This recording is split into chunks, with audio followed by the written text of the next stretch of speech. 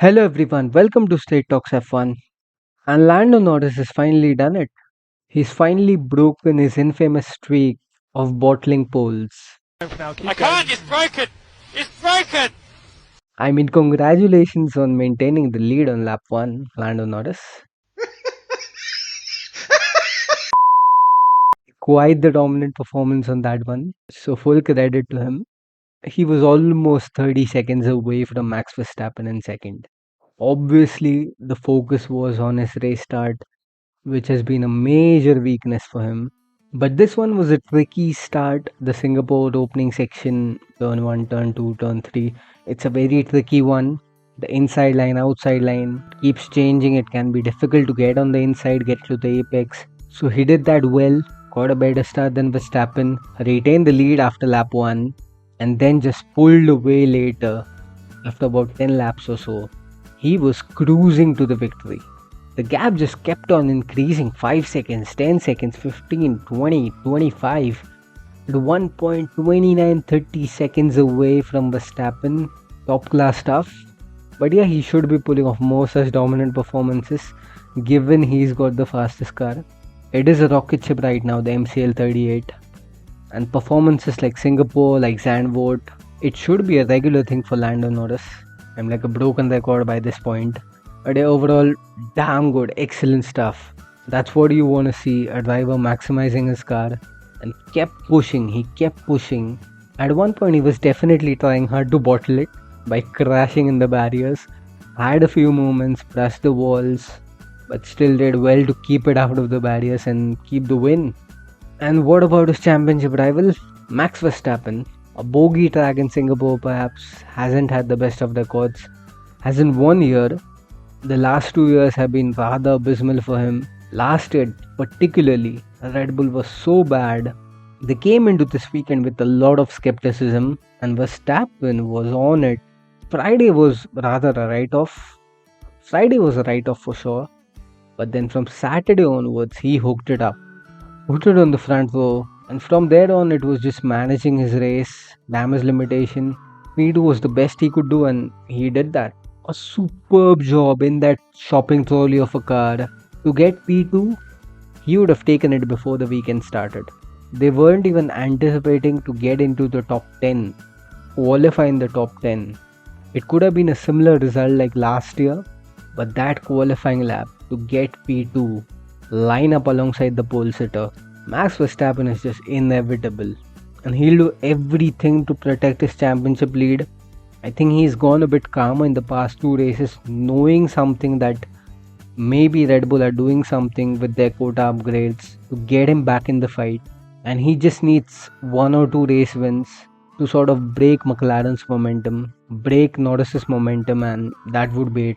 I think one of those wins can come in quota, maybe one of Brazil or Mexico. He'll definitely look to win those.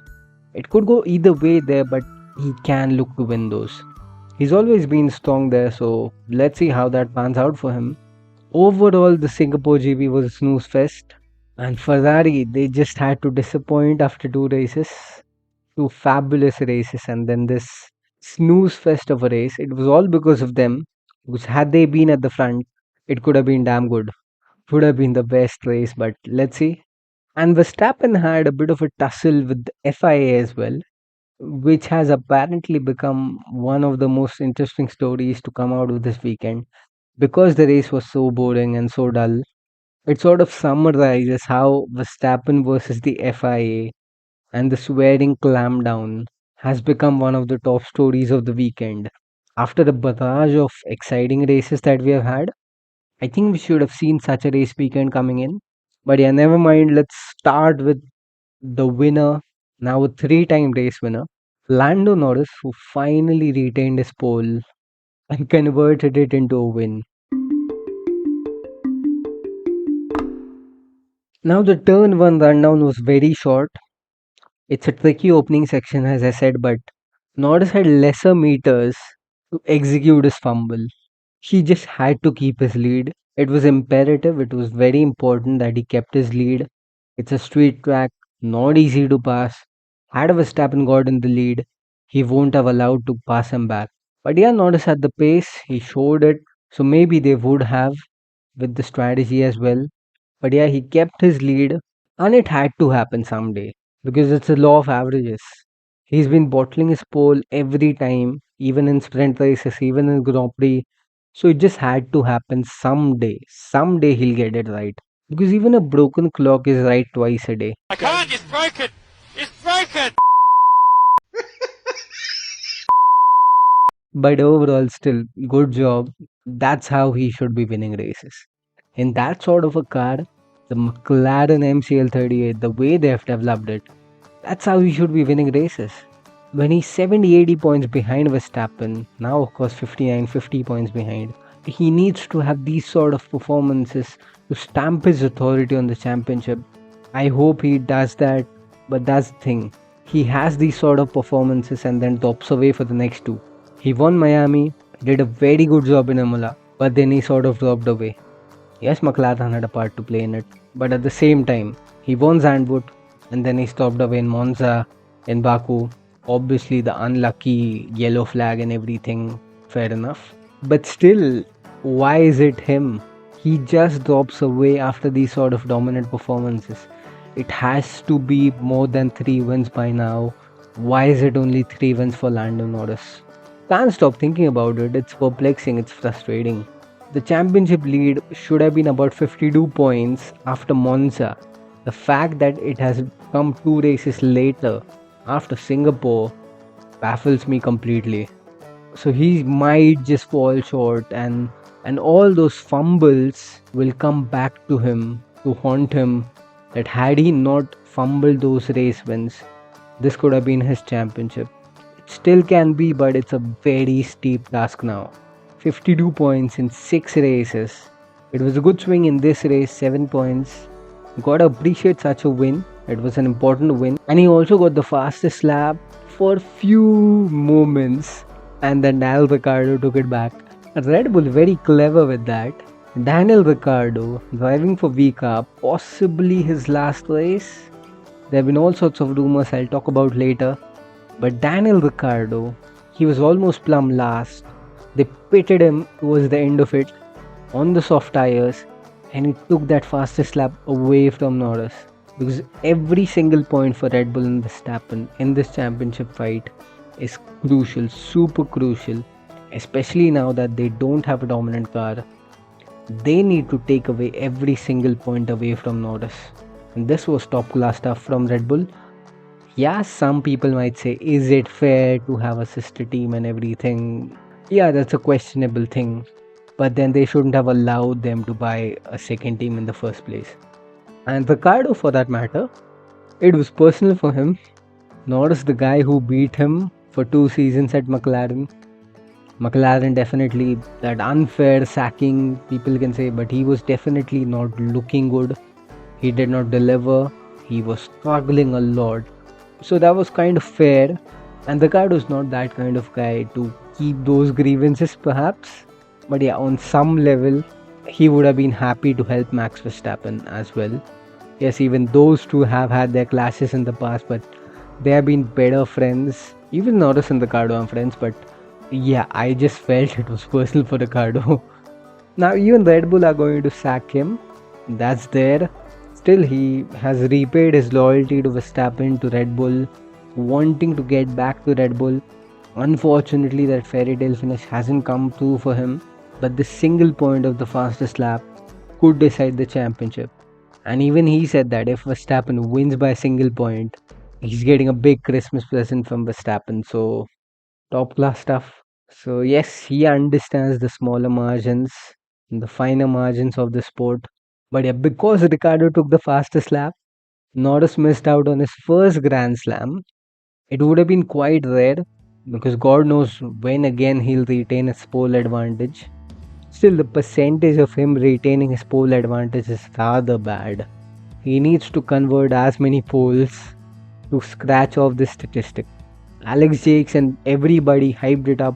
Finally, he can put an end that stat of not retaining his lead on lap 1. Fair enough, he's done it in one race. He needs to do it in as many races as he's lost previously. That would be about 6 or 7 races, and yeah, One race out of 7 does not mean that the stat is completely gone away. But yeah, never mind, full credit to him, that's for sure. This race was perfectly executed. He showed his class, maximized every inch of performance in that MCL 38. So kudos to Lando Norris. And yeah, super important to win because had he lost this race, that could have had a huge detrimental effect on his championship challenge. As I said, 52 points away, 6 races left, a rather tough job. But the thing is, now that it's sort of in the 50s, one bad race for Verstappen, and Norris is sort of within touching distance. Because as the lead gets down under 50, there is a psychological pressure, and the point swing can be particularly important over here. A big point swing, had he capitalized in Monza, if that sort of situation arises again, and now if he can get a 17-18 point swing in his favor, that is something else. Perhaps if Verstappen has a bad race, finishes outside the points, which is very unlikely, but just in case he has a DNF, Norris Championship Challenge can light up, then it won't remain a so called Championship Challenge even for me. But let's see, it's just one race. He still has to push and keep pushing till Abu Dhabi, because this is going to be decided in Abu Dhabi. McLaren might seal the constructors even before that, but the drivers' championship is going right down to the wire. Now, it could have been the best race of the season had Ferrari qualified higher up the grid. Like, at least Leclerc had the pace to take it to Lando Norris. But Charles Leclerc, a qualifying master, even he faltered in qualifying. Nobody was able to warm up those tires. God knows how small was the tire temperature window, but that's what happens at these night race weekends. Things could be completely different in the evening, during the day, when the first and third practice sessions happen. In FP2, the conditions are completely different, and then in the qualifying and in the race, it could be a whole different story, a complete curveball, and that's what happened. Everyone was struggling to get their tires up to temperature, and it compromised everyone's laps. Nobody was getting enough grip. And for Ferrari, something switched on Saturday.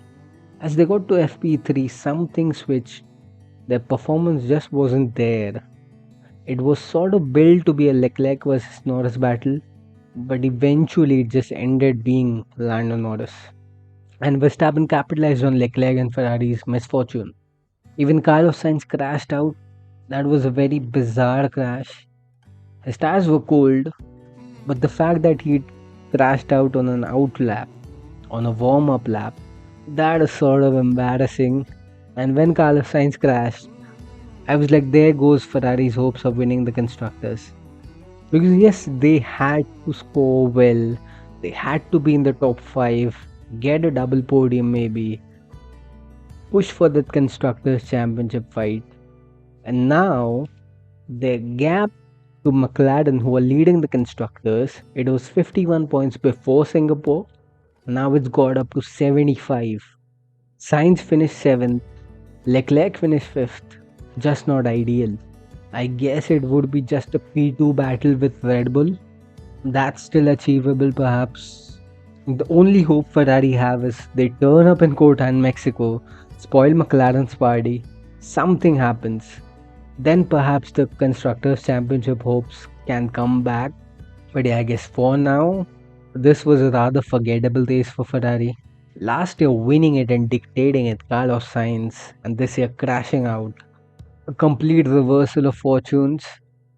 So yeah, had they been up there, alongside McLaren, locking out the front 2 rows, even for that matter, Oscar Piastri, his qualifying was bad, so he was also on the prowl and got 2 good overtakes on Russell and Hamilton. Both the Mercedes got back to the podium, so that was a good salvaging from Oscar Piastri. Still, he was way off the pace of Norris, so a disappointing one there. The wrong McLaren driver won. But yeah, nevertheless, those 2 overtakes were just superb. Had he been up there, had he qualified above, had Leclerc qualified above, this could have been a race out of this world.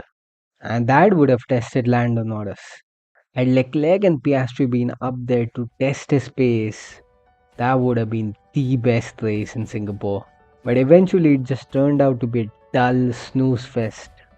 There was no chaos from Kevin Magnussen returning from his ban. Tsunoda and Hulkenberg rather had a good race. Honorable mentions there. Top class qualifying Nico Hulkenberg.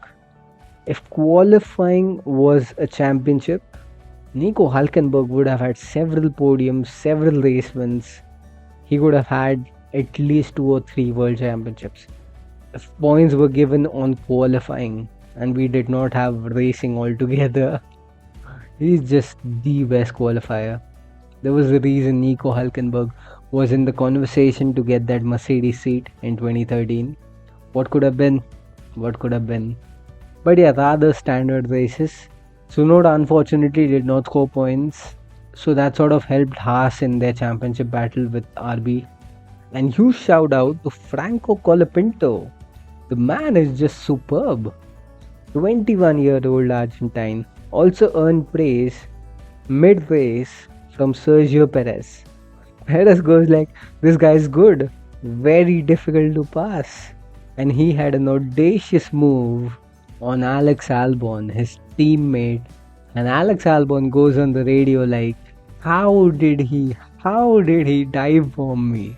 Albon for the last 2 years or so, 2-3 years, hasn't really had that sort of a teammate who can dive bomb him, overtake him. They've been far back to qualify beside him, let alone overtake him in the race.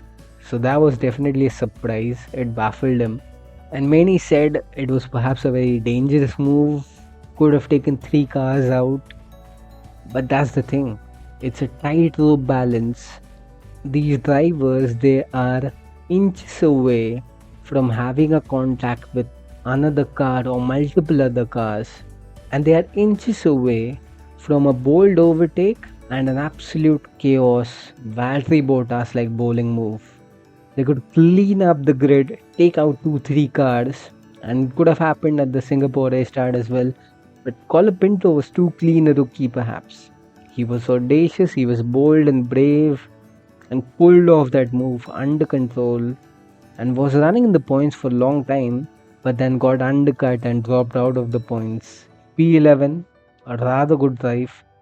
Had he got that 1 point, that would have been damn good. To beat a Red Bull, to keep Sergio Perez, who's been racing for over a decade in F1. So damn good stuff from Colapinto. I hope he gets a seat. Can he get the Sauber seat? Don't know. But definitely for 2026, somebody should look to pick Colapinto. But yeah, for the Singapore GP, definitely a dull race. My favorite track, and I did not expect this to be a snooze fest, especially after last year. But again, law of averages, after so many banger races, I think this had to be a sort of a snooze fest, a boring race. We hadn't had a boring race for a while, or a completely boring race for a while. So all my hype has just gone to waste. Now, Max Verstappen had another unnecessary battle in Singapore. One was definitely against his bogey track. He had a championship battle on hand. He was in damage limitation mode. But the other one against the FIA, completely irrelevant, unnecessary, a swearing ban. Mohammed Ben Sulayem, the FIA president, I don't know what's going on in his mind. I don't understand the need for such a clampdown. They don't want drivers to swear. And fair enough, if they are swearing in every other sentence, there has to be a limit to it. It can be offensive to some people, but they are not. They are only swearing at extreme situations during the race or on track during practice, qualifying, and very rarely does anyone frustratingly says stuff in the press conference or in interviews. So God knows what the FIA is thinking over here. Verstappen said one F word in the Thursday presser. That too to describe how his car was in Baku. And he got a penalty. He got a penalty for misconduct as per the International Sporting Code. And he has to do some work of public interest, they say. Or in short, basically community service. It's just unreal stuff. It's crazy. Even for the radio call swearing, Mensulayam says we are not rappers. There has to be distinction between rappers and motorsport. What's going on? If he doesn't like rap music, fair enough. Several people don't. But what's the point of comparing the usage of swear words in rap music and F1 drivers saying swear words on radios and in interviews? Makes no sense. And this sort of clamp down, ban, whatever they say, it's absolutely unnecessary, particularly on the radio calls, because the drivers are under so much stress. Imagine somebody having a moment, a close save with another car, they had an impeding moment, they could have crashed, whatever, at 200 kph or 300 kph. The drivers will obviously swear, they will do something. They will do something to express their emotions candidly. And press conference is still understandable. It's an official FIA press conference. So perhaps they don't want drivers to show that sort of an image. They don't want kids basically to listen to F1 drivers swearing. Kids who may consider these drivers as role models. Fair enough, there's some logic to it. So the limit in press conferences is still fair. But on radio calls, Max Verstappen had a simple solution: just do not broadcast them. If any radio call has expletive language, do not broadcast them. I don't understand why is Ben Sulayam and why are the FIA being so Captain America like. Language. So the on-track radio calls, the swearing clampdown, for that it definitely seems stupid. But now in Verstappen's case, penalty, community service, public interest work, just completely baffling. He's a 3-time world champion, for God's sakes. In 2018, he got community service for having a tussle with Ocon, a physical tussle with Ocon. So yes, that was misconduct. He had to do community service, fair enough. But just for saying stuff, and he did not direct that swear word to anybody. So even if he has used language, he did not direct it to anybody, any team. He hasn't said it to Lando Norris, he hasn't said it to Leclerc or Ferrari or McLaren. He just described his car. And the way he responded in the post-qualifying presser, hats off Max Verstappen. That's the sort of response a driver should give, a role model should give. Short one word Kimi Raikkonen like answers. He was so precise, did not bother at all to give any sort of elaborate answers. And he likes to elaborate a lot. He likes to max-plain a lot. But that was a fabulous response from him to give short one word answers and just absolutely not give any scope for him to say anything, and he gets penalized more. Maybe gets an extra day of community service, maybe gets a financial penalty, God knows what. And the best response he gave was to Andrew Benson from BBC. Benson asked him, will he meet them outside? All the media people who were there on the floor, will he meet them outside the room? And he was like, he gave a head nod and he gave a thumbs up. Yeah, like he approves it, and that was just superb from him. Rather positive, making it very clear whom he was silently protesting. It was against the FIA. It was not against Tom Clarkson, who's basically the host of these press conferences. It was not against any media member. When Luke Smith asked him the first question, he was like, ask me these questions outside the room. And then everyone followed him after the presser. They went outside the room, and when he was going back to give his TV interviews, everyone followed him and they sort of had a scrum. They surrounded him and everyone asked him their questions. I just love that gesture from Verstappen. A very lovely, silent way to give it back to the FIA. Superb, classy stuff. Sincerely, Max Verstappen. And as for his race, obviously the front row start was a big boost for him, for his confidence at a track where he hasn't won, doesn't have the best record. So he maintained it, he retained it, finished second, and he definitely knows how to play the percentage game, maximize his results. He's retained his championship lead till now. 6 races left, 52 points in the bag. He knows how to defend that lead, and he's going to defend it till the very end. But yeah, I think he'll definitely do his best to win the championship this year, and could be the best of his championships, I would say. And I really hope he does retain his championship. Superb stuff, superb race. Yes, Lando Norris was the headline stealer, but I think Verstappen really showed his class on track and off track as well.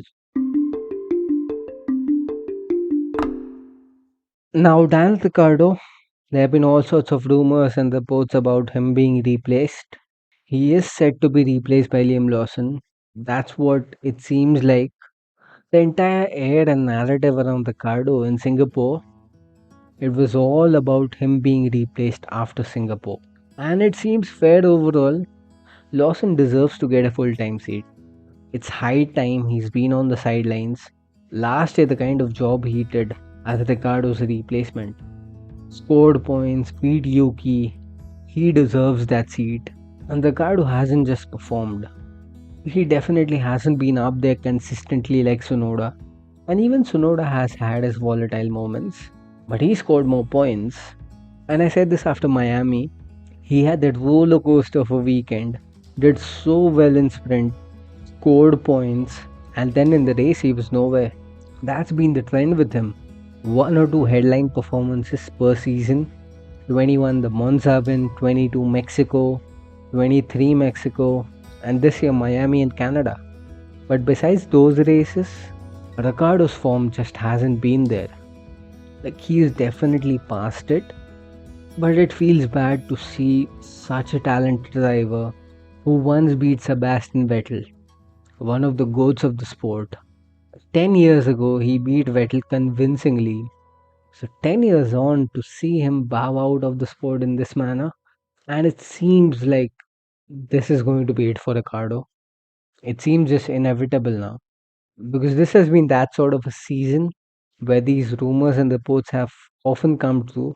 Right from Hamilton's Ferrari move, all those driver moves we have seen, Carlos Sainz to Williams, Behrman signed at Haas, obviously, Logan Sargent being replaced most recently. So this one also seems to be true, but it's a tough one for Ricciardo. He almost cried after the race. And full credit to him, he was trying his level best, he was fighting hard to stay in F1. So full credit to his effort, to his hunger to stay in the sport, and he wanted that fairy tale finish at Red Bull.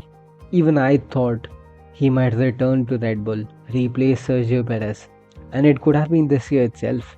But the kind of season he has had at VCAP, not scoring points, Tsunoda has been so much better. His consistency has been way off the mark. So on a performance level, it's ruthless. That's how F1 is. It seems fair, but at the same time, to see Ricciardo getting such a horrible ousting, this is not the exit Ricciardo deserves for sure. I don't understand why they have to sort of replace him mid-season. Yes, 6 races to go, so it's sort of almost the end of the season. But they could rather announce Lawson for 25 and give Ricciardo these final 6 races. I hope they do that because nothing is official yet. There has been a lot of emotion in Singapore so far. It seems like this was his last race, and this could be it for it. We may not see Daniel Ricciardo anymore again in F1. But I just hope Red Bull somehow convince Liam Lawson that please drive from 25, that we are giving you the 25 seat, But can Ricciardo have proper farewell in these final 6 races? I think that would make sense, but I don't know why they have to do it. There's some sort of clause in Lawson's contract. One clause is well known that if they don't find him a seat for this season or 25, he's a free agent after September. So I think there is an announcement coming that Lawson will replace Ricciardo for the remainder of the season in the next 10 days or so, definitely. So for Ricciardo, this seems like it. That should be the end of Daniel Ricciardo. It's heartbreaking. Definitely, he deserved a proper send off like Vettel. He's been a superb talent. Definitely a talent who did not win a world championship. Should have won a world championship, at least one. But the fact that Daniel Ricciardo isn't a world champion just does not sit right. Shouldn't have left Red Bull in 2018. But yeah, where he is right now, I feel it's completely fair. As for Lawson's contract, the second clause, coming back to it, I think there is some sort of rumored clause that he has to at least do 5 races this season. So that is why perhaps those dates they are aware of, even Ricardo is aware of, but he hasn't spoken about it officially. He just hinted at it that there may be a tough decision coming right now. Now, even from Lawson's perspective, if we see the other side of the coin, all that bad luck he had last year of not getting the contract, I think that's reversing. Because that was unfair too last year. He did so well in those 5 races, and they still signed Sonoda and Ricardo. He deserved to get a seat ahead of Ricardo, I would say. God knows if they would have replaced Sonoda. Because Sonoda had a really good season last year, and he's improved this year. It was unfair to Lawson last year, so this is perhaps a reversing for him. That now Ricardo gets the boot and Lawson gets his chance finally. But yeah, let's see, nothing is official yet, as I said earlier. It would be really heartbreaking to see Ricardo leave, and he may not be in Austin. That's one of his favorite races. But yeah, because the writing seems to be on the wall, it's heartbreaking to see Ricardo leave. Now, speaking of Austin, the USGP, it's a month away from right now. So basically, we are having a month break. Can call it the F1 autumn break, like the summer break. It's a big break and it's going to be a long month. I hope the USGP is better in Singapore. It's a really good track, the Circuit of the Americas. So I hope that it delivers, not like Singapore. Now for the break, God knows why such a long break. I can only guess and speculate on why is it so. I thought of one possibility. Last year they had the Qatar GP in October, in sort of the second week of October, and they have moved that race to basically late November. And last year Abu Dhabi was in the last week of November. So what they have done is made Las Vegas, Qatar, and Abu Dhabi a triple header. Again, that is baffling. Qatar and Abu Dhabi still understandable, both Middle East races, the second last and the last race. But Las Vegas and Qatar, last year they had the Las Vegas Abu Dhabi double header, and that had a huge effect on the health of several drivers, several team personnel, engineers. That is going to be a gruesome turnaround once again. But yeah, as for the USGP break, we are saying they had the Qatar GP around 8th October, so they've moved it to 1st December, which is almost sort of 2 months later. The reason is quite simple. Last year during Qatar, there was a lot of heat.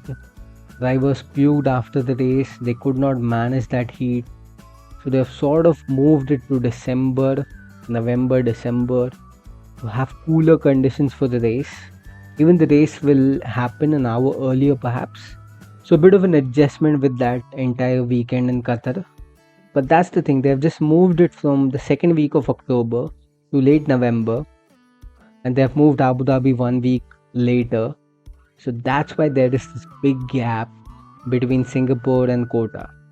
So it's going to be really boring for the next month or so without F1. But the good thing is that Kota, Mexico and Brazil, they are a triple header. So for consecutive 3 weekends, those 3 American races are going to be really, really cool. Not from a time perspective. Late race is definitely not ideal. Brazil is still fine. Mexico and Kota are just absolutely horrible. And Kota being a sprint weekend as well. So there are basically 4 competitive sessions to watch. Last year was really, really taxing. Let's see what happens this year. Las Vegas is still fun because that's basically a Saturday night race and that will be Sunday morning here in India. As for Red Bull, they'll definitely look forward to Kota. They've got an upgrade coming over there. Big package, hopefully, and ideally that should bring Verstappen back in the fight. And then we'll have a level terms fight between Norris and Verstappen. On the other hand, the constructors, McLaren looks set to win that constructors championship for the first time since 98. So it's a long, long time, 26 years. In the drivers, I feel Verstappen is finding his stride again. I would definitely back him to defend his lead. And as for his race win route, 8 races now, he's been winless. I think out of the triple header in the Americas, Kota, Mexico, Interlagos, I think one of those races he'll definitely win. So let's see, fingers crossed. That's all from my end in the Singapore GP review. Yeah, it was a snooze fest. I think the Verstappen FIA plot really made it interesting. Otherwise, it would have been a rather dull weekend. But yeah, arigato and stay tuned until next time.